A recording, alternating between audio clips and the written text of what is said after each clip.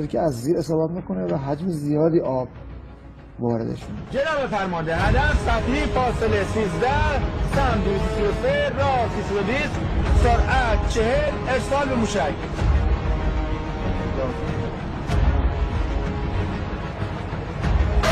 هوت، یک اژدر فوق‌العاده یک تنی معروف به ماهی نهنگ خار، قابلیت شلیک از روی ناوچه، ناو و یا زیر دریایی.